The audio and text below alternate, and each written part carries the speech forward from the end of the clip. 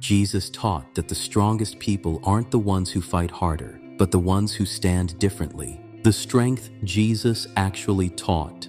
Jesus taught that real strength isn't about pushing harder. It's about standing on the right foundation. That's why Jesus Christ never broke under pressure, not because life was easier, but because his life was anchored. Jesus explained this with a picture everyone could understand. Anyone who listens to my teaching and follows it is wise, like a person who builds a house on solid rock. Though the rain comes in torrents and the floodwaters rise and the winds beat against that house, it won't collapse because it is built on bedrock. Matthew 7:24-25. Notice what Jesus said. The storm still comes, the pressure still hits, the pain still arrives. Resilience isn't the absence of storms, it's what you're standing on when they arrive. Most people try to build their strength on emotions, motivation, or control. But Jesus taught that strength flows from obedience and trust, not from feeling powerful. That's why surrender isn't weakness, it's alignment. When your life is built on God's truth, you don't have to panic when things shake, because what holds you cannot be moved. The daily habit behind unshakable strength. Here's what most people never notice. Jesus didn't become strong during the storm. He prepared before it ever came. Over and over, the Bible shows Jesus Christ doing something unexpected. He withdrew, not to rest, not to escape, but to realign. Very early in the morning, while it was still dark, Jesus got up, left the house, and went off to a solitary place where he prayed. Mark 1:35.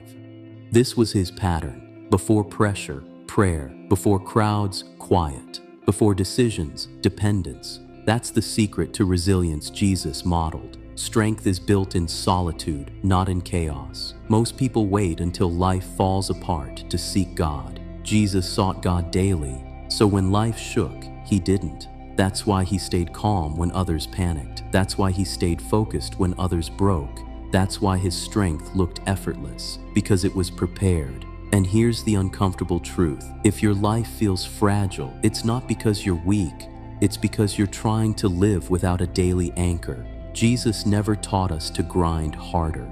He taught us to abide deeper. Why weakness is the doorway to real strength. Here's where Jesus completely flips the world's definition of strength. Jesus never taught people to hide their weakness. He taught them to bring it into the light. That's why Jesus Christ didn't build his life on self-reliance. He modeled humility, obedience, and trust in the Father. Jesus said something shocking. "Blessed are the poor in spirit, for theirs is the kingdom of heaven." Matthew 5:3.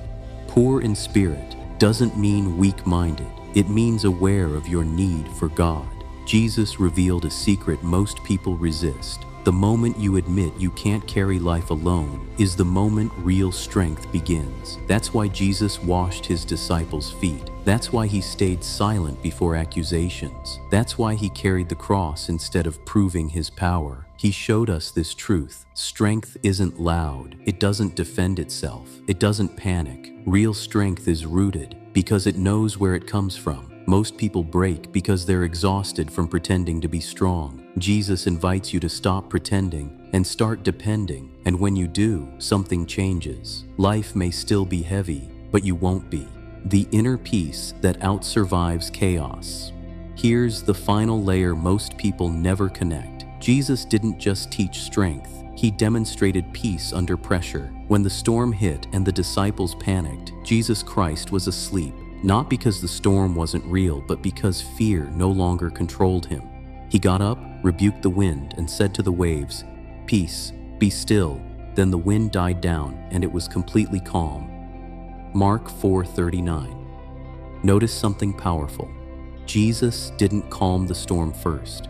He was calm before the storm stopped. That's the resilience he explained through his life. When your heart is settled, circumstances lose their power over you. Most people say, "I'll have peace when things calm down." Jesus says, "Let peace settle you, and the chaos will lose its grip." This kind of strength doesn't come from fixing everything. It comes from trusting the one who holds everything.